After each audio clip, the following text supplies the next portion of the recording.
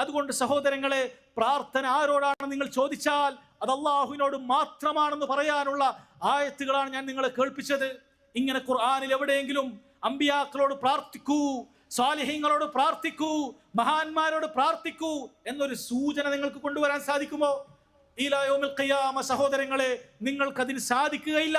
കാരണം റബ്ബ് സുബ്ഹാനഹു വ തആല മനുഷ്യകുലത്തെ മുഴുവൻ പടച്ചത് അള്ളാഹുവിനോട് മാത്രം ഇബാദത്ത് ചെയ്യാനാണ്. പ്രാർത്ഥന ഇബാദത്താണ്.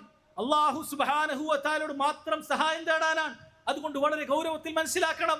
അല്ലെ, ഇനി ആളുകളോട് ചിലപ്പോൾ ദുആയുടെ കാര്യം പറയുമ്പോൾ ചിലരെങ്കിലും ഒക്കെ നിഷേധിച്ച് പറയാറുണ്ട്, ഞങ്ങൾ ദുആയൊക്കെ അള്ളാഹിനോട് മാത്രമേ നടത്താറുള്ളൂ, ഞങ്ങൾ ഇസ്തിഗാസയാണ് നടത്താറുള്ളത്, അള്ളാഹു അല്ലാത്ത ആളുകളോട് ഇസ്തിഗാസയാണ് നടത്താറുള്ളത്. സഹോദരങ്ങളെ, എന്താണ് ഇവർ പറയുന്നത്?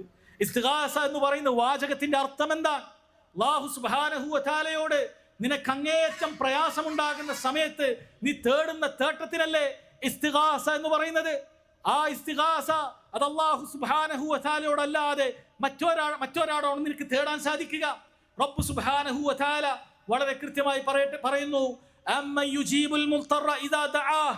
പ്രയാസം കൊടുമ്പിരി കൊണ്ട ഒരു വ്യക്തി, അങ്ങേയറ്റം ബുദ്ധിമുട്ടിയ ഒരു വ്യക്തി, അവനിതാ എന്നോട് ദുആ ചെയ്താൽ ആരാണ് ദുആക്ക് ഉത്തരം ചെയ്യുന്നത്? വയക്ഷിഫുസ്സൂ, അവന്റെ പ്രയാസങ്ങളെല്ലാം നീക്കി കൊടുക്കുന്നത്. വയജഅലുകും ഖുലഫാ അൽ അർദ്, ഭൂമിയിൽ അവർക്ക് പിൻഗാമികളെ നിശ്ചയിച്ചു കൊടുക്കുന്നതുമൊക്കെ ആരാണ്? ഇലാഹും മഅല്ലാഹ്, അല്ലാഹുക്ക് പുറമെ ആരെങ്കിലും ഒക്കെ ഇലാഹുണ്ടോ? ഒരു മുൽത്തറിന്റെ പ്രയാസം ഉണ്ടാകുന്ന സമയത്ത് ദുആ ചെയ്തിട്ട് ആ പ്രയാസത്തെ നീക്കാൻ വേണ്ടി ഒരാൾ ദുആ ചെയ്താൽ അല്ലാഹുവിന് പുറമെ അവർക്ക് ഉത്തരം നൽകാൻ വല്ല ഇലാഹുമുണ്ടോ?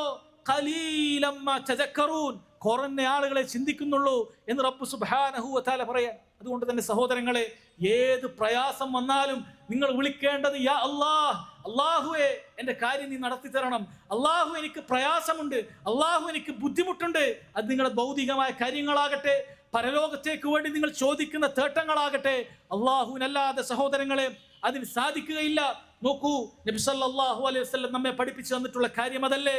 ഇദാ സഅൽത ഫസ്അലില്ലാഹ്, നീ ചോദിക്കുകയാണെങ്കിൽ നീ അല്ലാഹു സുബ്ഹാനഹു വ തആലയോട് ചോദിക്കണം. വ ഇദസ്തഅൻത ഫസ്തഇൻ ബില്ലാഹ്, നീ സഹായം തേടുകയാണെങ്കിൽ അല്ലാഹു സുബ്ഹാനഹു വ തആലയോട് നീ സഹായം തേടണം. വളരെ കൃത്യമായി നബി സല്ലല്ലാഹു അലൈഹി വസല്ലം പഠിപ്പിച്ചെന്നുള്ള കാര്യമല്ലേ ഇത്? സഹോദരങ്ങളെ, കൃത്യമായി മനസ്സിലാക്കാൻ സാധിക്കുന്ന ആളുകൾക്ക് ഇതിനപ്പുറത്ത് എന്ത് വിശദീകരണമാണ് വേണ്ടത്?